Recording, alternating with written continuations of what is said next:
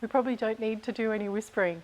But I guess the idea of coming into a yin practice is that we find a little bit of stillness and a little bit of respite, and that we have the opportunity to deepen some of our stretches and our yoga shapes that we make. In our yin practice, unlike our yang, which is up and about and very energetic, our yin practice is exactly the opposite. So you need those two dynamics crossing over to find balance. So it's always important to come back to a yin practice and find that deep grounded surrender. So our Vinyasa yoga practice that we went through on a previous tutorial is a very energetic and upward kind of practice where you're lifting the energy up. This practice is very grounded, and so we stay connected to the earth. And we are going to use some props throughout this practice. We only do, I think we've got about 7 asana or 7 different shapes that we're going to make in our yin practice, so not that many. But the difference is that we're going to hold those shapes for longer periods of time. So maybe around the 90 seconds to 3 minutes each side that we move through. So you can see I have a couple of props on my right hand side here. The first is my bolster. So this is my 14th year of practice, and this is the first time I've ever owned a bolster, and it was at the beginning of COVID last year, and you can see that I've like hand stitched that together, and it was like a little project. And I had some pillows and I made an insert, stuffed it with the pillows and then stitched up the end. So I really love this, and it's made out of, you can see all my hands sewing, it's made out of an old sarong that I had here in Bali. If you don't have access to a bolster, just use some pillows off your bed, or maybe grab some cushions off the couch. Those things will work equally as fine, or indeed a towel or blanket rolled up. I have a couple of blocks here, and blocks are fantastic to use as a support to literally prop you up during your yin practice. If you don't have blocks, you can use your kids' lunchbox if you've got kids. So, pop on over to your Tupperware cupboard and pinch those. You can also use books wrapped in your towel. And particularly as we move into a psoas stretch and Parita Karani or Waterfall Pose later during this practice, you'll want something fairly solid. I at one point actually even used a brick wrapped in a tea towel just to give me that little bit of elevation. In India, they don't use these foam kind of blocks. You can see here Charlie's taken a big bite out of this one when she was a puppy.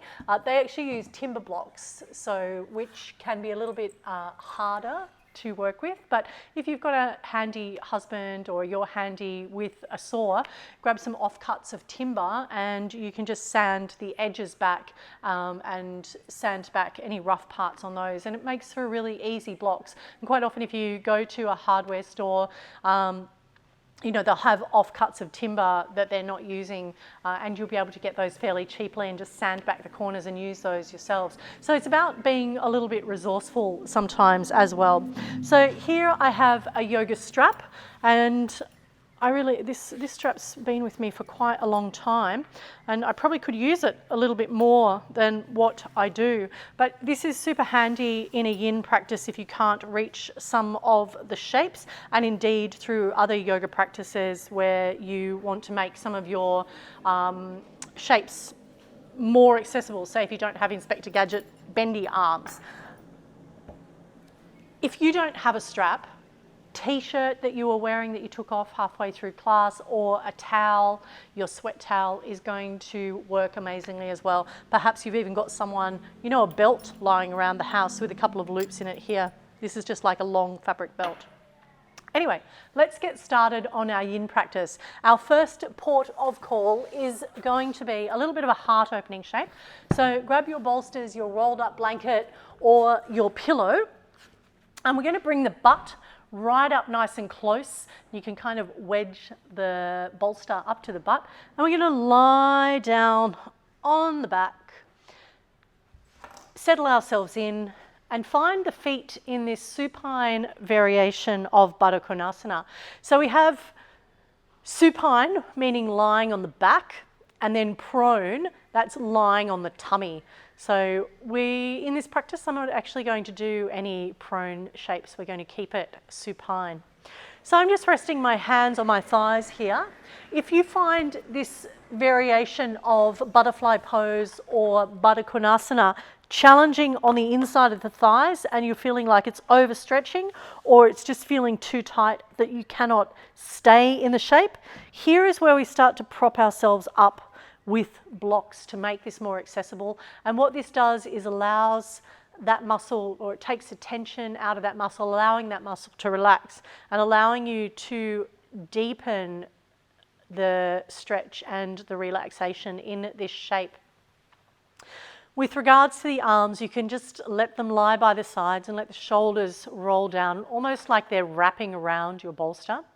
Alternatively, if you start to feel like you'd like to advance that stretch through the chest a little, you can take the arms out to the side. We're just going to take some rounds of breath here. You can close down the eyes through this practice. Breathing in and out through the nose, elongating your inhale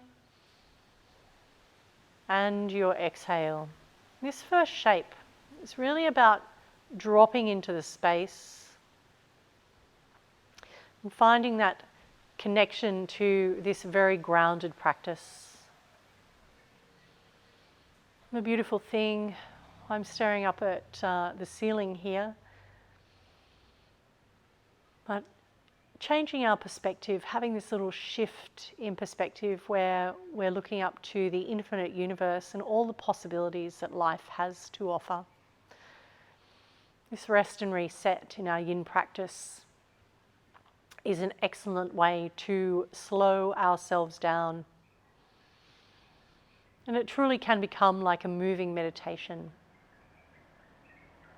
Our Yin practice has 3 separate tenets, and those tenets are finding a grounded connection to the earth. The second tenet is allowing yourself to surrender, so dropping into that space, letting go of the tension, letting go of the ego perhaps, or a desire to be anywhere else other than where you are right now. And the third tenet is that of receptivity, so being open to change.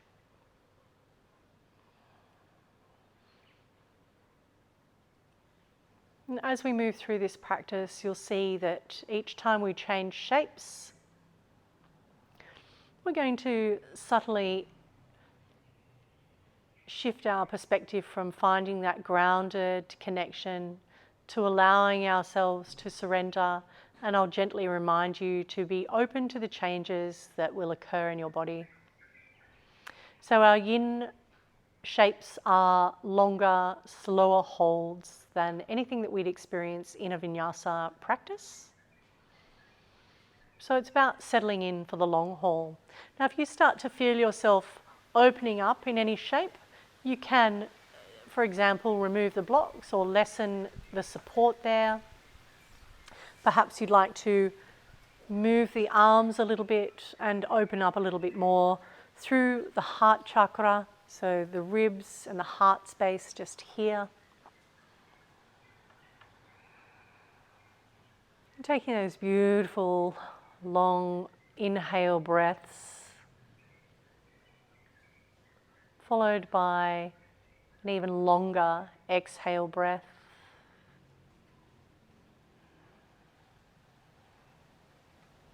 Not really engaging in ujjayi breath or that kind of victorious breath, a snoring breath that you might hear in your yoga practice, but just breathing silently, effortlessly, deep into the belly, creating space in the body. Even just being here for the last 2 minutes, I'm finding incredibly peaceful, almost blissful. You might struggle to get me out of this shape. We're going to take 5 more breaths here.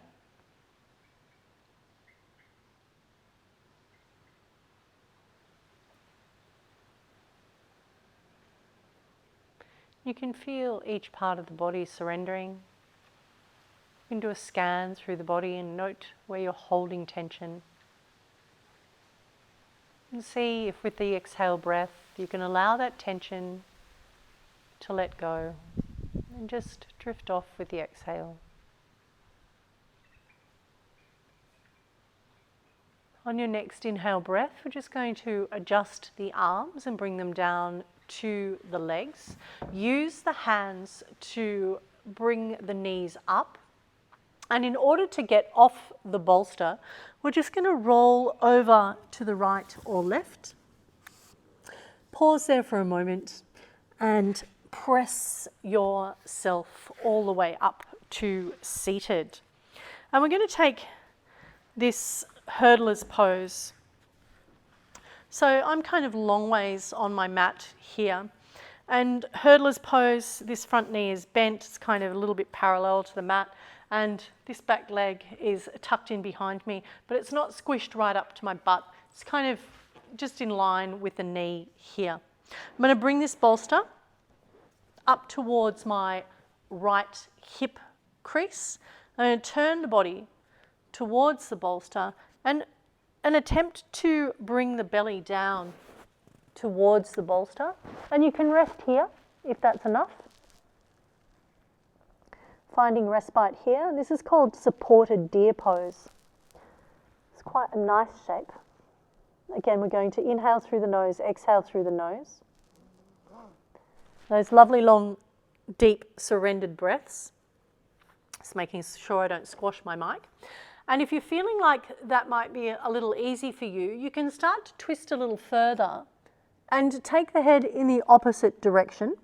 So looking away from the legs. And if you want to add a little extra, you can take that left hand and drop it over the top and even interlace the hands. And I'll show you this on the other side so that you have a little bit of tension or traction on that upper hand. So just breathing into this space. We're going to stay here for roughly about 2 minutes. So settling into this space. Connecting to your breath, finding a grounded connection, not forcing the body, but allowing gravity to do the work. Noticing where you're holding tension. For me, there it was in the shoulders, I just let that go. Each inhale, exhale breath. An opportunity to create space. And then as you exhale, that opportunity to surrender into the space that you create with the inhale breath. You might actually feel your spine lengthening, the body surrendering into the bolster or your cushions. A feeling of heaviness.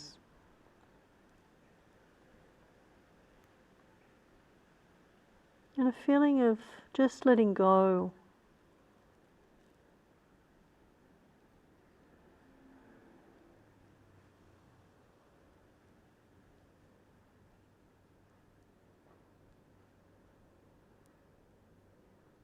We're going to take 10 more breaths in this space, slowing the breath down.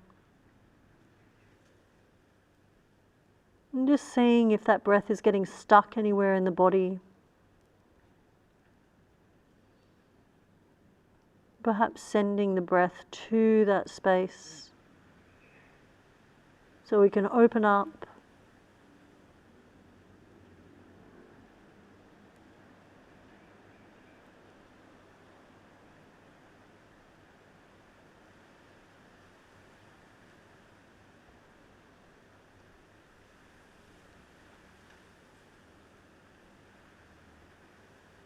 We've got 2 more breaths here. If you find at any point in time any of the shapes are just too challenging, come back to the original modification. The idea here is that we find comfortable discomfort. So you can find your way back and just gently walk your way back up out of that shape. And we're going to swap sides. So I'm going to shift down, come back into that hurdler's shape. Again, the heel is in line with the knee, the anklet is out of the way. The bolster or your pillow comes into the hip crease. And the first port of call is to lift and lengthen through the back body. And as you exhale, drawing down onto the bolster. So this actually feels quite good. So as I was saying, we don't want any sharp pinching pains. We want comfortable discomfort. So we want to go to our edge, find that edge and breathe in that space. If you start to become short of breath, or you're feeling quite restricted or constricted in any particular shape, back off and come back to the previous variation. So I'm going to, on this side, take this hand over the top and take the turn. And if you interlace the hands here, this left hand is going to act as a weight, pulling that right hand down towards the earth and giving me a little extra side body stretch. And it might take you a few adjustments to find where the best shape for you is today. And perhaps it's here. Perhaps you need to put another cushion in because you can't quite come that low down. And the other option here is to even add a block on and rest the head. So it feels quite good. And then you can slowly turn the head to the other side, getting that full spinal twist.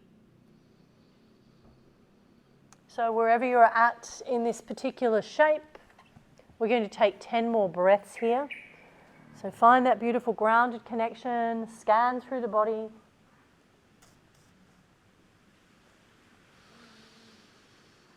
Beautiful inhale, creating space in the body.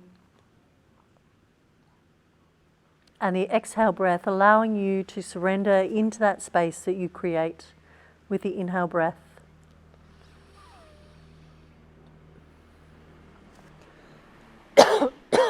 Excuse me.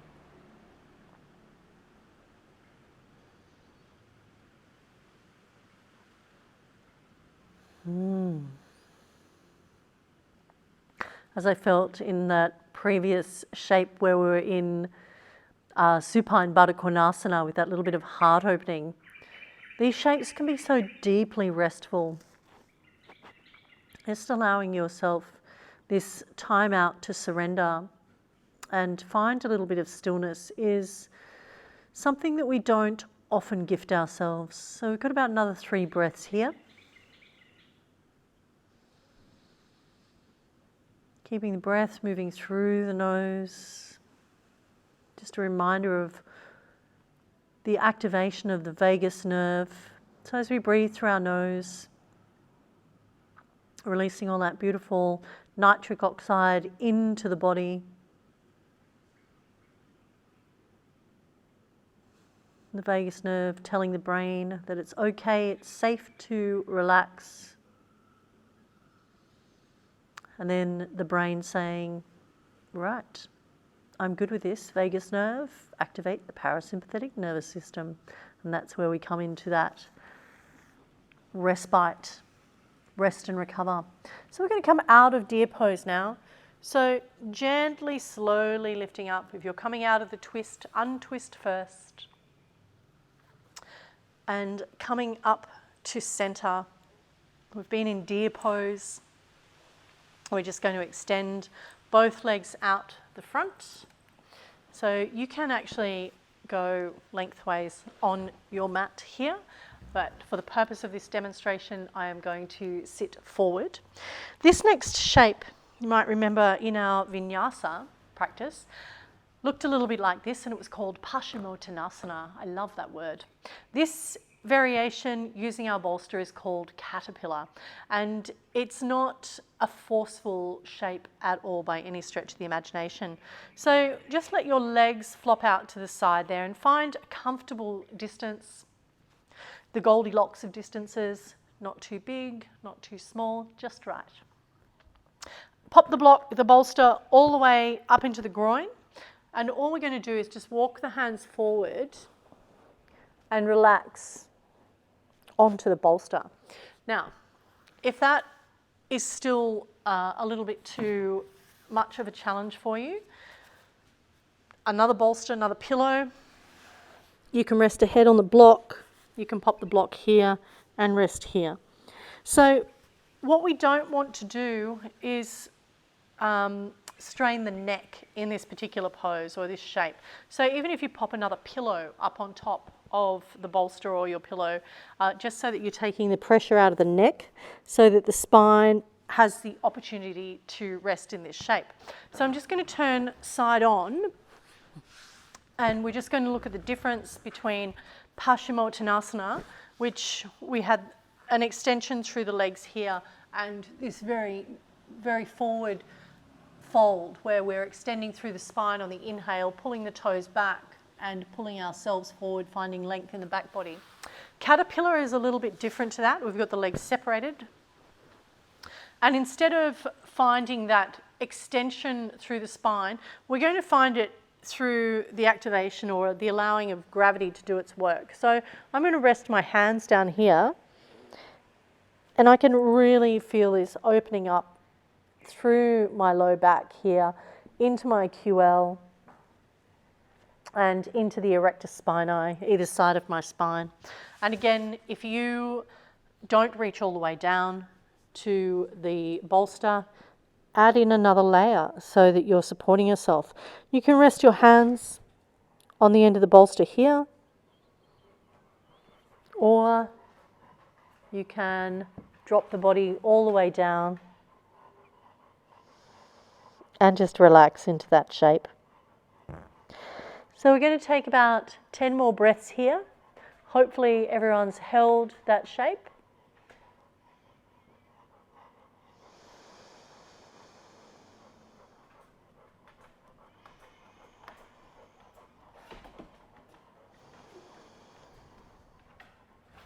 And with each breath, creating a little bit of space. And we just had a visit from Layla. She's a really old dog that lives here. She's a little bit blind and a little bit deaf, but we still love her. Exhale and release. And so you can feel here in this shape, the inhale breath drawing into the back body. And this is the space of the body in which we receive love. So it's the front of the heart space where we give love, and it's the back of the heart space through the back body where it's said that we receive love. So just another 2 or 3 breaths here. Layla might come back and visit. She's very panty today because it's quite hot in Bali. And she's taken a seat. And we're going to slowly, gently, and remember to always come out of your shapes with kindness to the self. Our next shape is a wide-legged forward fold, and we call this shape Dragonfly. So we're going to take the legs out wide, not too wide, just as wide as is comfortable for you. And in a similar vein to our caterpillar pose, we're going to allow the body to simply relax forward. You can rest the hands, the head on the hands. Again, if that's a little bit too low for you, or maybe you can't quite straighten the legs, support here, an extra pillow here, and lean forward, just so that you can get that little gentle opening into the hips without stressing the body out. So this is a really nice way to support that. Again, you can roll up a towel or your t-shirt and pop that underneath the knees as well. So I'll put that to the side. And you can just walk the hands forward, find your place, close down the eyes, and just allow yourself to surrender in this space. We're going to flex the feet. I'm just going to let them hover there. I'm going to connect in with some deep, long inhale, exhale breaths. And again, I can feel that beautiful expansion of the back body in this space. And I've got 2 puppies having snoozers next to me, Layla and Charlie. They might just be out of range of the video though.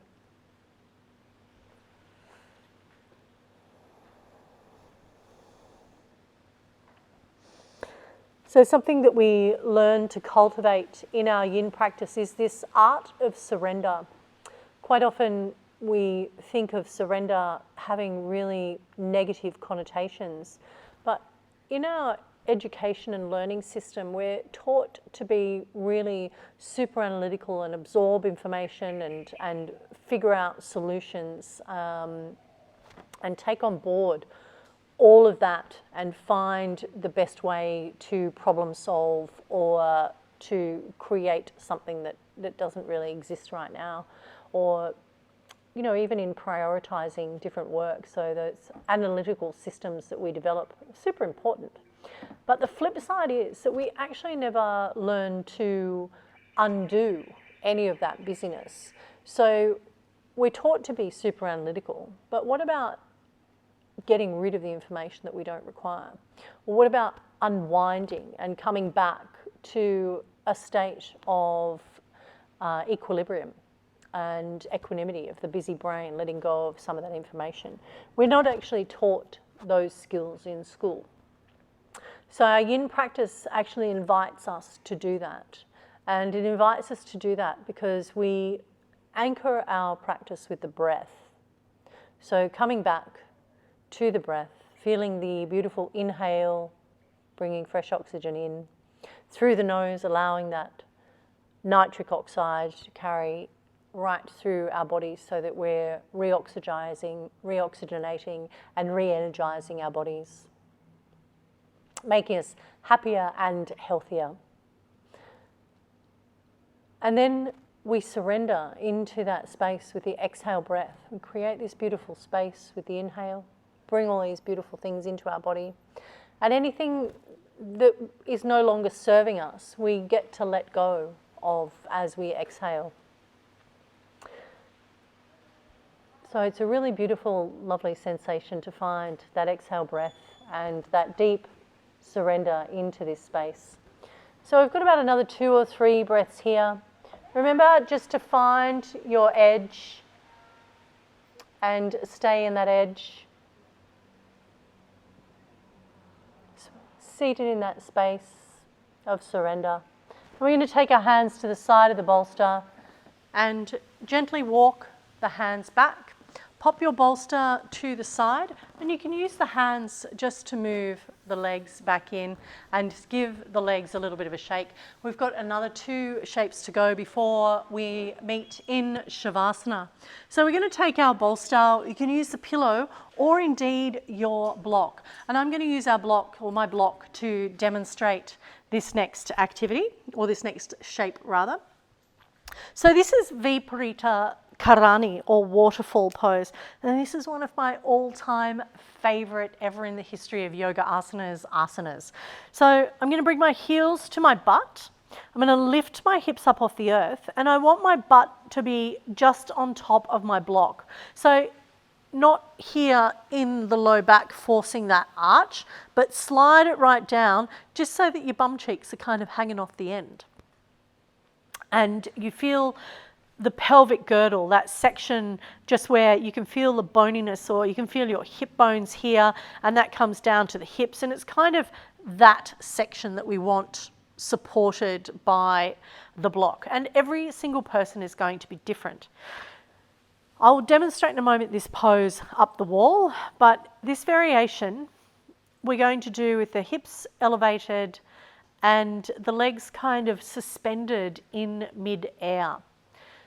I'm just going to leave the hands by the side body, tuck the chin slightly into the throat, and just allow myself to hang here.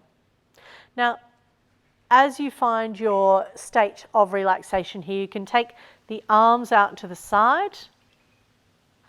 Charlie, are you going to take your arms out to the side? You've come for a visit? Thank you, my love. Hello. Yes, you're a lovely papa. Thank you for coming to Yin practice, my darling. Going to go off for a little snooze now? And I'm going to just change the arm angle again. Charlie's just making sure that my hands are obviously in the right spots. Thank you. Thank you, Bubba.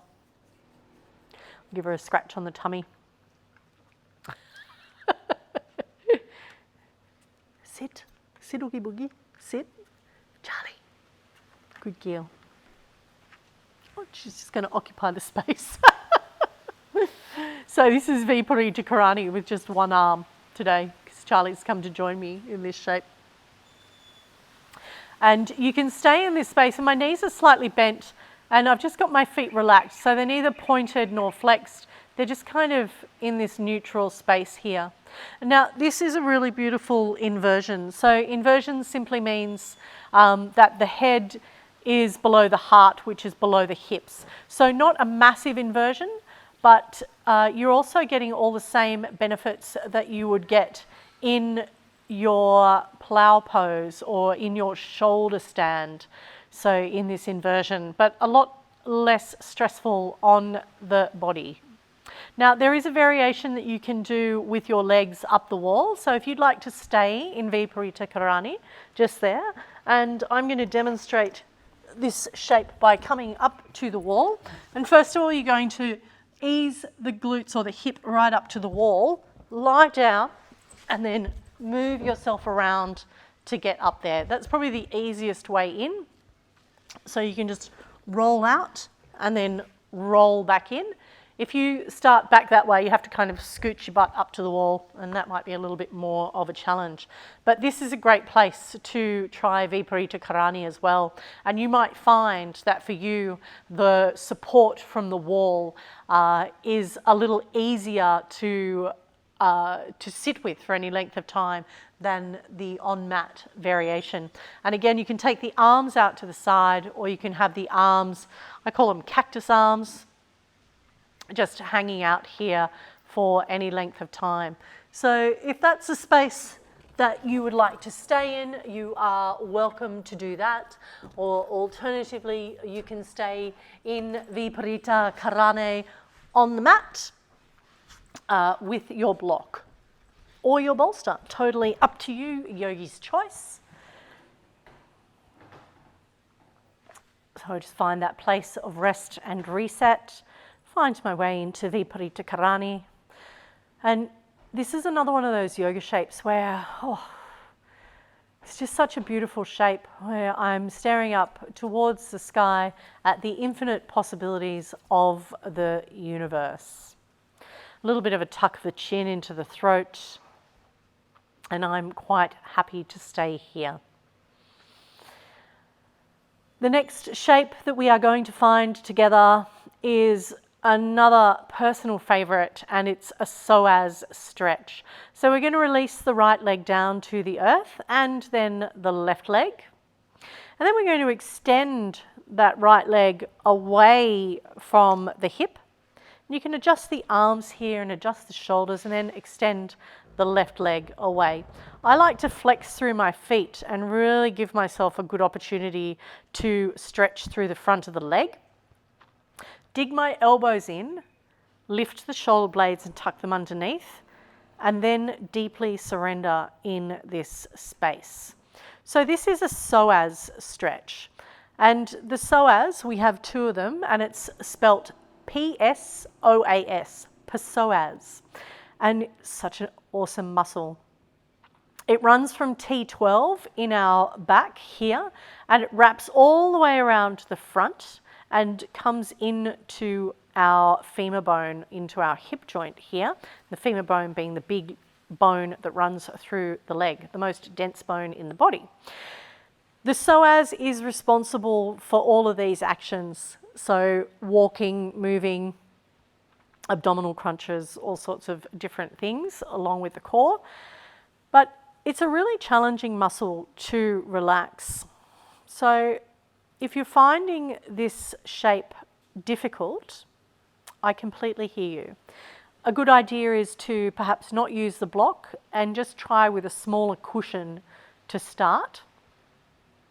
Or another alternative is if you're really feeling it and it's a little too sharp in the psoas, is to take your bolster or a cushion and even place that under the knees, just so that the strain through the front there is not as deep.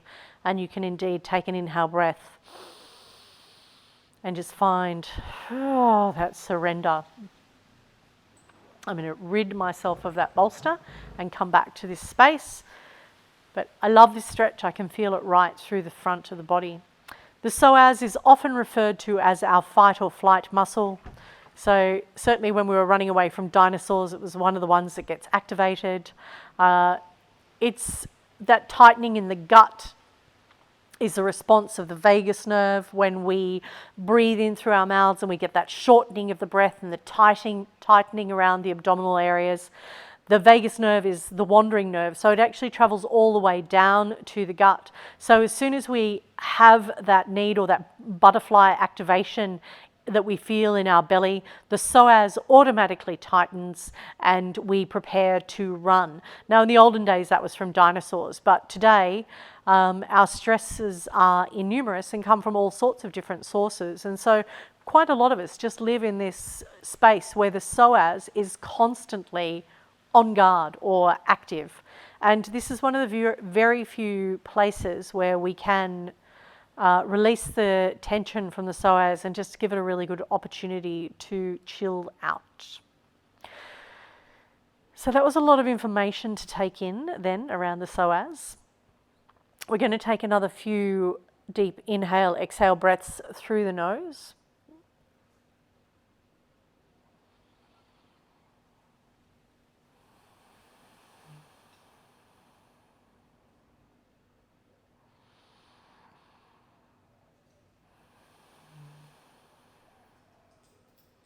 Last inhale, exhale breath in this shape. I'm going to ask you to bring your heels back towards your butt cheeks. Press the feet into the floor, engage the hips and belly to lift yourself up off the block. Place the block to the side, and our next shape is our beautiful Savasana. So in this Savasana, just as I did in that previous psoas shape, I'm going to place the bolster underneath my knees. And what this does is take the tension out of the back of the leg, and it might even assist with taking that curve out of the lower back so that you're not scrunching or crunching into the lower back, but you give yourself the best opportunity to rest in this space. Hands, palms face the sky. That's that beautiful sign of receptivity. Take a deep inhale breath. Open the mouth and take a really big sigh. Take another inhale breath through the nose.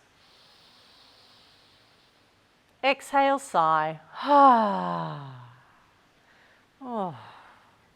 And it's that beautiful feeling. When you sigh, it signals to the body that you are safe, that you can take respite, that it's the stressful times or that moment of challenge or exasperation has dissipated.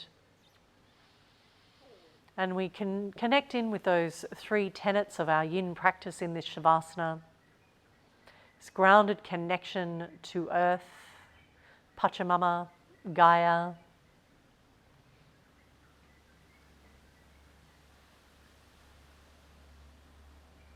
This beautiful surrender, just letting go of the tensions that bind the body.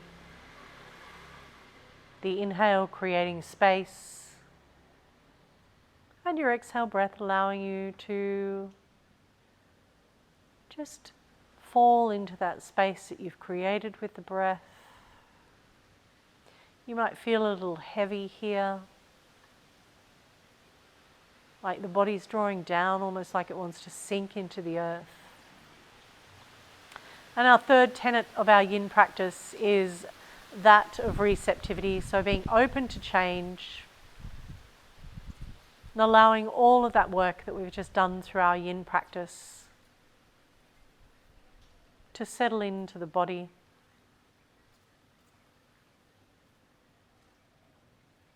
And for those changes to become part of this new us on our journey. our yoga journey to more joy and happiness. And if you haven't already, closing down the eyes.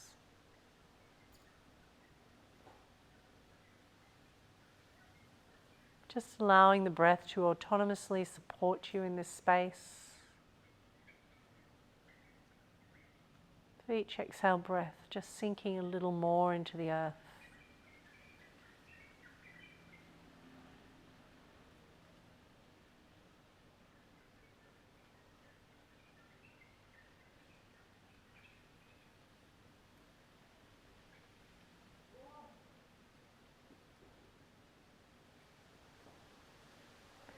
So we're going to take about 10 more deeply nourishing, nurturing breaths here. In through the nose, out through the nose, that effortless superpower, silently supporting us. And it does silently support us, but if we can learn to harness the beautiful energy of that nasal breath,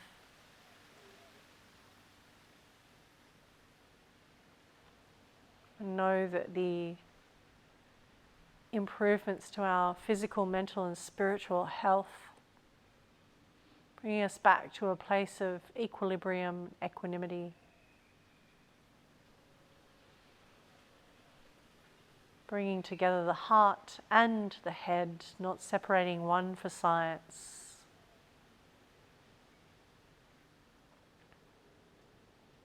But all things working in balance simultaneously.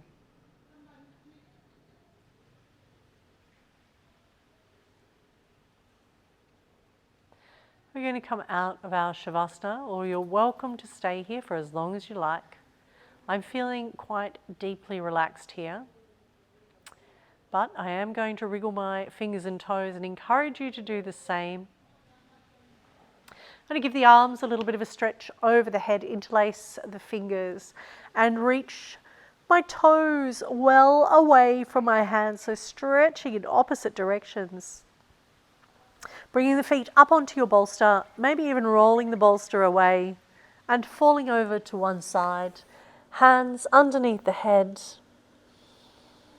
maybe gently opening the eyes. Seeing if the colours of the day are slightly brighter than they were when you dropped into this practice. As you press yourself up to Sukhasana or easy seated pose, sliding your way back into reality after our Yin practice. Resting the hands just in front of the body. Maybe the elbows are on the thighs.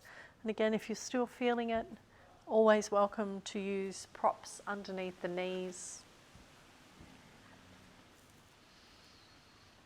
Just finding a few minutes here and feeling how generous your body feels right now. How peaceful you feel.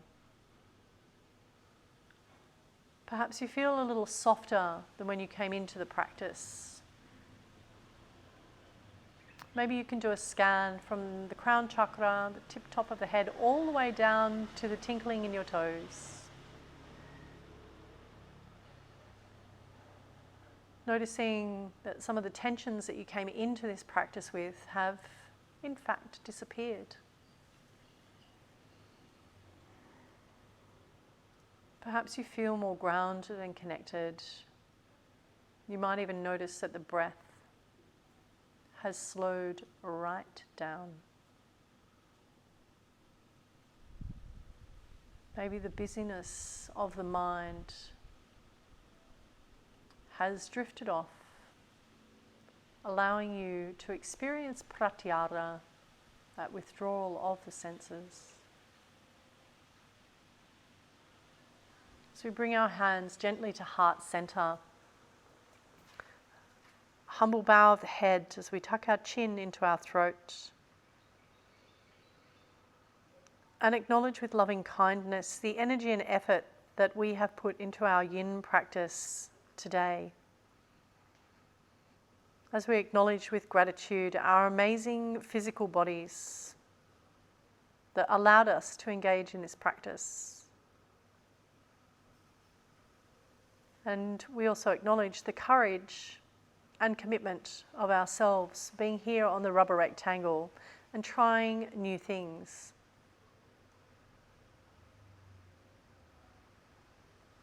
I'm going to close this practice with one Om, and you are welcome to join me. Exhale the breath. Take an inhale for Om.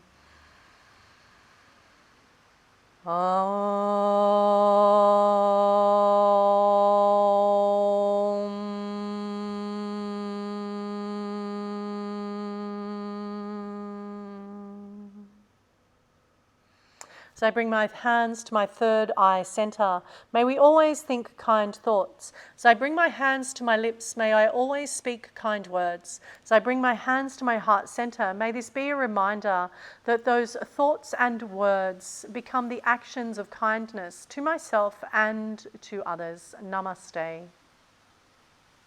As I bow my head towards the earth, I thank my teachers, past, present, and future, and those who I have not yet met. I thank my students for always being my teachers. And I thank the self for showing up and practicing this life in yoga.